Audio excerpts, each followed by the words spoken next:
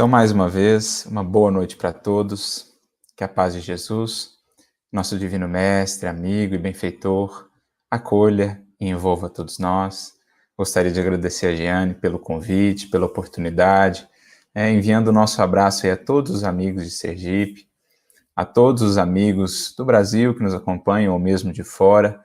É uma alegria podermos estar juntos para refletir sobre esse tema que nos foi proposto. Um tema muito importante porque diz respeito à nossa relação com Deus. Talvez, ou sem sombra de dúvidas, a mais importante das relações nesse conjunto de relações fundamentais que precisamos estabelecer. A de nós para conosco mesmo, a de nós para com os outros e, essencialmente, aquela que é a grande meta de todo ser criado, de toda criatura, a sua relação com Deus. Aquilo que Jesus veio a chamar de o reino de Deus, como meta suprema, como alvo maior do evangelho que ele nos trouxe. Então, o tema que nos é proposto, silenciar a mente para ouvirmos a Deus.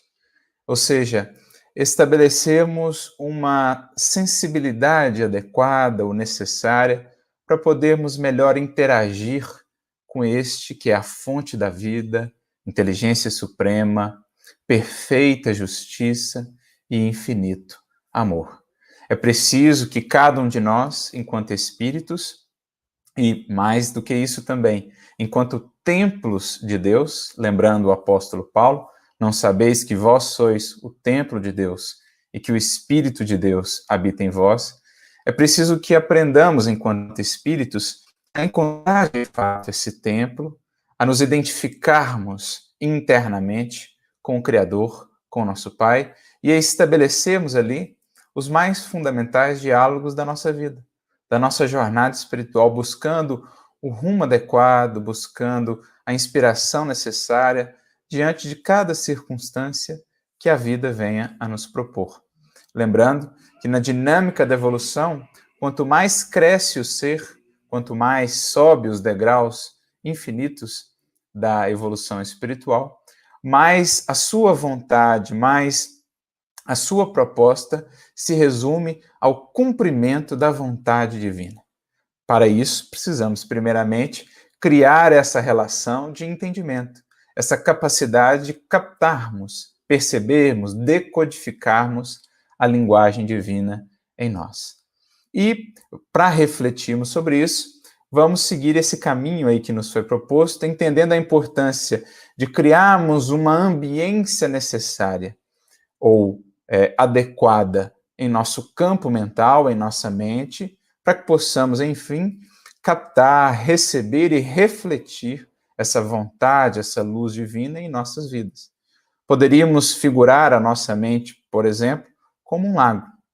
Se é um lago agitado, se é um lago inquieto, não se pode ver ali refletida a luz das estrelas ou a luz do sol. Ao passo que, se buscamos asserenar esse lago e converter a nossa mente naquilo que é a definição mesmo que Emmanuel nos traz no capítulo 1 do livro Pensamento e Vida, no espelho da vida, então o nosso lago, essa mente como um espelho translúcido, sereno, plácido, se assim o fazemos, silenciando, portanto, as inquietações, o furor das paixões, da incompreensão, dos vícios, se a gente consegue pacificar, asserenar a nossa mente, mais fácil para nós será, então, perceber, captar essa vontade divina e refleti-la. Daí já vamos entendendo que esse silêncio, para além simplesmente do silêncio da voz falada aqui, do verbo físico, material, que se expressa através do som, esse silêncio vai representar algo muito mais profundo, que diz respeito às nossas emoções, que diz respeito àquilo que é o estado em que temos conseguido manter mais comumente a nossa mente, o nosso pensamento e tudo que diz respeito a essa nossa casa mental. E para a gente refletir sobre isso, vamos associar aí essa nossa reflexão a uma figura que soube muito bem aprender e divulgar essa linguagem do silêncio, que é uma linguagem por meio da qual Deus geralmente vai se comunicar conosco. Esse ser que soube em vida, naquilo que exemplificou para nós, naquilo que deixou como legado, ilustrar o que é essa maneira diferente, distinta, que precisamos aprender a fim de nos comunicarmos mais efetivamente com Deus. Vamos falar de Francisco de Assis, que soube como poucos entender, ouvir e expressar essa melodia do silêncio. O silêncio feito no coração, no santuário desse templo interior que todos temos, e silêncio esse que nos permite, então, escutar uma voz que, diante dos ruídos humanos, dos barulhos, das paixões, passa muitas vezes oculta. Muitas criaturas ainda não a conseguem ouvir, mas todos aqueles que já vão buscando esse caminho de silêncio interior vão, aos poucos, desenvolvendo essa percepção, essa sensibilidade, quando baixam os ruídos humanos, das paixões humanas, das sombras humanas, eis então que surge, cada vez mais poderosa e cada vez mais eloquente, essa voz do silêncio, essa melodia do silêncio que nos fala dessa infinita sabedoria e desse supremo amor que rege a vida, que rege todos os destinos, que preside aos mais singelos fundamentos da criação. Então é sobre isso que nós vamos falar, partindo de uma mensagem muito bonita, de um livro pelo qual nós temos um apreço, um carinho muito grande, pela beleza das mensagens que esse livro traz, pela profundidade, pela proposta diferente dentro da obra do Chico. Estamos nos referindo ao livro Instruções Psicofônicas, que vai ter aí um irmão gêmeo, que é o livro Vozes do Grande Além, livros que foram obtidos através da psicofonia do Chico, que foi depois transposta, né, para o formato de texto, de livro, pelo nosso querido Arnaldo Rocha, ex-esposo de Meimei nesta última encarnação. Então, o livro, tanto Instruções Psicofônicas como também o Vozes do Grande Além, que trazem reflexões muito, muito proveitosas, muito profundas, de diversos espíritos, né? Não só de benfeitores espirituais, nós temos ali também relatos de espíritos sofredores que estavam reencetando, que estavam recomeçando a sua trajetória nos caminhos do bem e da luz, espíritos arrependidos que vêm compartilhar as suas histórias, as suas experiências. Então é um livro bem bonito nesse sentido de nos mostrar a misericórdia divina, né? Tanto da parte dos benfeitores que nunca nos desamparam, como também a partir dessas lições, desses exemplos e testemunhos daqueles que se equivocaram, mas que, contando com o auxílio do alto, com a misericórdia divina e dos benfeitores amigos, estavam agora se recompondo. E a mensagem a que fazemos referência e que utilizaremos está no capítulo 14 do livro Instruções Psicofônicas, e é de Meimei, aquela que foi, nesta última encarnação, a esposa de Arnaldo Rocha. Lembrando que essas mensagens foram recebidas lá no grupo Meimei, em Pedro Leopoldo. Arnaldo Rocha, Chico e outros amigos tiveram ali, por alguns anos, as reuniões nesse grupo, registraram isso em áudio, e depois algumas dessas mensagens foram, então, transcritas nesses dois livros. E o título da mensagem deste capítulo 14 é A Melodia do Silêncio. Então já é muito bonito o título em si mesmo, A Melodia do Silêncio.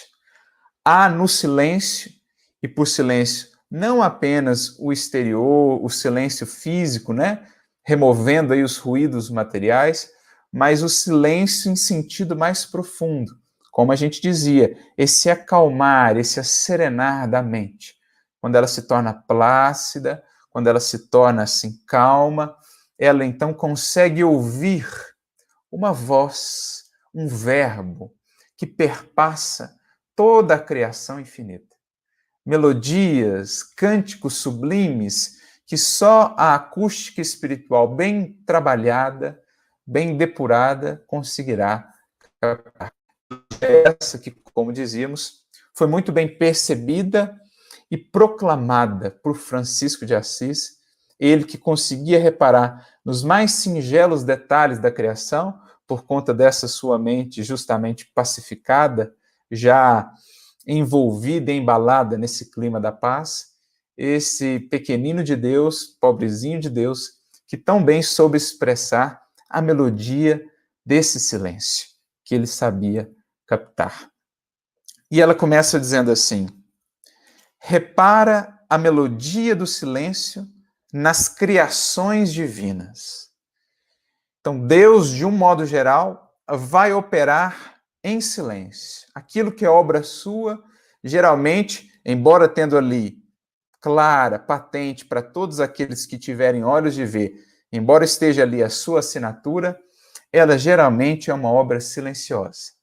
Nas suas criações, nas expressões da natureza, nas circunstâncias que se conjugam em nossa vida e em nossos destinos. Geralmente é assim que Deus opera. Lembrando lá uma fala de Gesiel, no livro Paulo e Estevão, Deus opera em silêncio e não concorre com as vaidades da criatura. Então Deus prefere o caminho do silêncio, porque ele não quer competir. Deus é, por excelência, o maior servidor de todo o universo e contenta-se, então, em servir. Sabe que todo aquele que procurar essa melodia do silêncio há de o encontrar, mas não quer se mostrar, não quer concorrer com os barulhos, as vaidades, as ilusões das criaturas. E fica ali até mesmo como prêmio para aquele que souber fazer silêncio interior, o prêmio de o encontrar. Então, repara a melodia do silêncio nas criações divinas. Veja o verbo no imperativo, é algo que nos cabe buscar, que nos cabe desenvolver, trabalhar em nós. Aprendemos a entender, a decodificar essa linguagem do silêncio. Nós nos lembramos até mesmo da orientação de Jesus, quando nos ensina a orar no Sermão do Monte, por exemplo, no capítulo 6 de Mateus, quando ele nos recomenda para conversarmos com Deus, entrarmos em nosso quarto interior, cerrarmos a porta e conversarmos com ele em segredo. Conversamos com Deus em segredo. Ele nos ouve em segredo e nós o ouvimos em segredo. Que segredo é esse, senão esse segredo do silêncio, de uma linguagem inarticulada que se estabelece entre o Criador e a criatura? Uma linguagem muito particular. Cada criatura, cada filho seu conversa com o Pai de uma maneira específica. É como se Deus tivesse ali uma linguagem criptografada, decodificada para cada um dos seus filhos de uma maneira muito particular e muito específica. E é isso que cabe a cada um de nós buscar. Isso, no fundo, é o objetivo do ato de orar, do ato de meditar, de mergulhar em nós mesmos, de aprendermos a contemplar, a observar a natureza. Aprendemos essa linguagem por meio da qual poderemos conversar com Deus.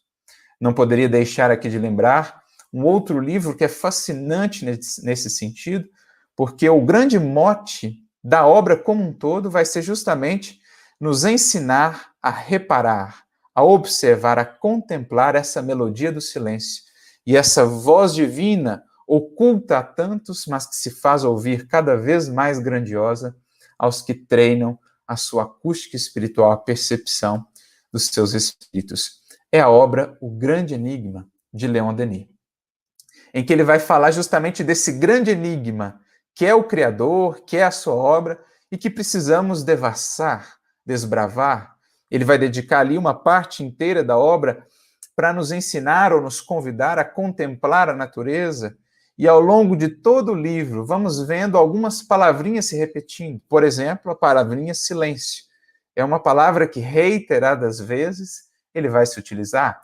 Silêncio, recolhimento, meditação, reflexão, são palavras que estão ali presentes falando da importância de buscarmos esses elementos para aprofundarmos a nossa relação com Deus. Ele vai dizer que no silêncio, no recolhimento, a alma sente crescer as suas potências psíquicas, a sua percepção, a sua capacidade de apreensão da lei divina, do próprio Criador, Então, a importância de aprendermos a buscar essa melodia do silêncio, cultivar a prece, cultivar a meditação, o estudo, para ampliarmos essas nossas capacidades de percepção do Criador e da sua obra. Então, é aí uma obra essencial, fica aí a sugestão para que possam realmente se deliciar com a beleza, com a profundidade do que Leon Denis ele nos traz. Ele que era esse poeta em prosa da doutrina espírita. E ela prossegue, Meimei.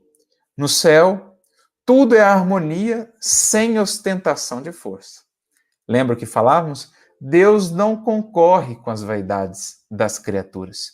Então, tudo na sua obra é harmonia, mas ele não quer se ostentar. Vai se revelar a todos os que o quiserem buscar.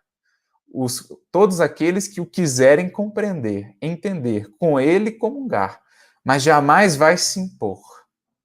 Jamais vai forçar a entrada, digamos assim, em nosso coração, em nossa consciência. Pelo contrário, dá-nos essa liberdade de o buscar, para que justamente quando o encontrarmos, a alegria e o contentamento sejam ainda maiores, justamente pelo esforço da jornada percorrida, pelo contentamento do trabalho feito e do resultado alcançado. Então, no céu, quando olhamos o céu, o cosmos, tudo é harmonia, mas nesse silêncio, né? Sem barulhos, ruídos que nos queiram assim impressionar, assustar. Silêncio, a harmonia que fala por si a todos aqueles que quiserem escutar. Deus não precisa gritar, Deus não precisa se impor para fazer-se percebido pelos corações de boa vontade. O sol brilhando sem ruído, os mundos em movimento sem desordem, as constelações refulgindo sem ofuscar-nos. Então, por mais que muitas vezes aqui no mundo a nossa vida seja o barulho das paixões, das lutas, das provas difíceis, né? O barulho aí das tempestades, ao espírito que sobe pelo coração e pelo pensamento, para além das nuvens e tempestades humanas que envolvem ainda as nossas lutas evolutivas aqui, o que esse espírito vai encontrar nesse infinito do universo e da criação? Senão esse silêncio melodioso, essa melodia silenciosa. Cada planeta no seu movimento adequado, cada estrela fazendo ou cumprindo ali a sua função, tudo operando na mais perfeita harmonia, desde séculos até séculos incontáveis no porvir. É a eternidade da harmonia, da harmoniosa criação de Deus.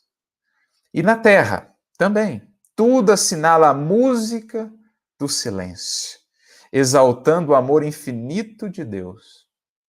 Então, a música do silêncio na natureza, que Francisco de Assis soube muito bem escutar, porque havia já ele feito também silêncio interior. E é como se entrássemos, então, na mesma faixa, quando silenciamos a nós mesmos, as nossas paixões, os nossos vícios, os nossos impulsos, quando buscamos no clima da paz, do bem, do amor, da vigilância e da oração, esse silêncio, sintonizamos também com o silêncio da natureza. E então ouvimos, como se fosse um rádio mesmo, essa melodia, essa música do silêncio. Naquilo que Francisco, então, propôs para nós, né? Compôs o cântico das criaturas. Há um cântico em toda a natureza, para além do cântico dos pássaros, que os nossos ouvidos podem captar, para além dos barulhos, dos sons, dos ruídos materiais, há um cântico de exaltação, de glorificação à grandeza de Deus, à magnificência do Criador, como está também lá no Livro dos Espíritos. Tudo em a natureza canta, proclama a glória, a grandeza de Deus. Esse cântico das criaturas que Francisco pôde nos trazer é justamente esse cântico que visa nos falar dessa música do silêncio que precisamos aprender a escutar. E ela então prossegue. a semente germinando sem bulício. Então, uma sementinha que é, como diz Emmanuel, a sacerdotisa da vida, que devolve, né, por milhar aquilo que lhe é dado. Então, uma sementinha vai produzir uma árvore que vai produzir incontáveis frutos, que vão produzir por si, depois muitas incontáveis sementes, que vão produzir incontáveis árvores, e assim infinitamente. Por isso é a semente, a sacerdotisa da vida, porque ela ilustra justamente essa grandeza do Pai, essa multiplicação do bem e do amor ao infinito. Uma sementinha, graças à misericórdia divina, essa fonte da vida, se faz tanto nesse concerto da criação, e ela cresce ali silenciosa. Cresce silenciosa. Um bosque inteiro cresce silencioso. Ao passo que muitas vezes nós damos mais atenção a uma árvore que cai, muitas vezes de maneira bem ruidosa, e esquecemos de atentar e de valorizar verdadeiros bosques, florestas que crescem nesse silêncio de Deus. A árvore ferida, preparando sem revolta o fruto que te alimenta. Então, a árvore que foi podada, a árvore que muitas vezes foi ali ferida, se recompõe em silêncio, no silêncio do perdão e da misericórdia, refazendo-se para continuar a sua produção, a sua doação à vida, muitas vezes àquele mesmo que a feriu. Às vezes, num retorno imediato, ferida, devolve logo com o silêncio de um perfume que embala o seu próprio algoz. Então vejam só, que beleza na natureza para os que sabem escutar esse cântico de serviço, de amor, de renúncia, de humildade. A água que hoje se oculta no coração da fonte para dessedentar-te amanhã. Então a água que está lá no lençol freático, silenciosa, né? Calma, oculta, mas que é a água que vai sustentar os regatos, os rios, os lagos, e enfim, vai chegar ao mar, proporcionando-nos depois a chuva que fecunda o solo. Essa água está lá, silenciosa, mas assim tão essencial. O metal que se deixa plasmar no fogo vivo para ser-te mais útil. O vaso que te obedece sem refutar-te as ordens. Que palavras articuladas lhes definiriam a grandeza? Então, como expressar isso em palavras? Por isso, muitas vezes, o silêncio é o melhor veículo para expressar essa grandeza da obra divina. A gente se lembra da própria postura de Jesus diante de Pilatos, por exemplo, quando foi por ele perguntado o que é a verdade? Ou seja, o que é a obra divina? O que é Deus? O que é a sua lei? E qual foi a resposta de Jesus? Senão a do silêncio, como a dizer que para acessarmos a verdade, para acessarmos o Criador, não o faremos pelos sentidos grosseiros da matéria. Enquanto estivermos assim tão materializados que não consigamos ter outra percepção senão a dos sentidos, não conseguiremos acessar de fato a verdade. Então é como se Jesus, naquele silêncio profundamente eloquente, dissesse: está aí a minha vida. Cada gesto silencioso, cada serviço prestado, cada olhar amoroso, cada renúncia, cada sacrifício são a expressão, são a voz da verdade. Mas se não tens podido ouvi-la assim, é porque ainda não treinaste essa acústica espiritual. É o que ele diz naquele silêncio. E ele diz em outro momento: eu vim dar testemunha da verdade. Todo aquele que é da verdade escuta a minha voz, me escuta, me compreende, dando-nos a entender que é outro tipo de percepção. Por quê? A verdade ela não pode ser trabalhada apenas em palavras. Ela é expressada em sua grandeza, em sua riqueza, em sua abrangência, a lei divina, a grandiosidade da criação, sobretudo na palavra viva. Por isso Jesus é também chamado Verbo. A palavra viva da ação, da exemplificação. É isso que a gente vai entendendo. Daí a importância de aprendermos a ouvir essa voz do silêncio, que fala conosco através das ações, das circunstâncias e do que está ao nosso redor, mas que muitas vezes vai muito além dos nossos simples sentidos materiais. É por isso prossegue Meimei, que o Senhor também nos socorre através das circunstâncias que não falam, por intermédio do tempo, o sábio mudo. Então, como geralmente Deus conversa conosco? Por meio das circunstâncias, que não falam, né? Que não se expressam propriamente na linguagem, né? No verbo que estamos acostumados, mas elas falam de outras maneiras. E é por meio delas, majoritariamente, que Deus nos acessa. Então, sem esse tino, sem essa perspicácia, sem essa atenção, estaremos muitas vezes diante da expressão da vontade divina, das respostas divinas para a nossa vida, sem sabermos as entender, as compreender. Então é preciso aprender também a ler as circunstâncias, a voz oculta de que são portadoras, mensageiras que são de Deus, do Cristo, dos nossos benfeitores espirituais. Não quebres a melodia do silêncio, onde tua frase soaria em desacordo com a lei de amor que nos governa o caminho. Lembrando um ditado oriental que diz justamente isso: cuida para que quando falares, seja a tua palavra melhor do que o silêncio. Para que possamos, de fato, mesmo em falando e em nos expressando verbalmente, sonoramente, manter a mesma sintonia com esse que opera no silêncio, sustentando, fortalecendo e inspirando a todos os seres e a toda a criação. Admira cada estrela na luz que lhe é própria, aproveita cada ribeiro em seu nível, estende os braços a cada criatura dentro da verdade que lhe corresponda à compreensão. Então, faça uma leitura adequada de cada um. Discute aprendendo, mas porque desejas aprender, não precisas ferir. Fala auxiliando, mas não te antecipes ao juízo superior, veiculando o verbo à maneira da Zorrague, inconsciente e impiedoso. Não saiba a tua mão esquerda o que deu a direita. Então, esse símbolo do trabalho silencioso, até mesmo para dentro de nós, um trabalho tão espontâneo, tão sincero, que mesmo dentro de nós passa silencioso, não é nem contado, porque já passa a ser resposta natural de nossa alma à vida e às circunstâncias. Não é nem computado, né? Não é nem, digamos assim, ventilado, exaltado internamente em nós, porque já é a resposta silenciosa do serviço que edifica. Auxilia sem barulho onde passes.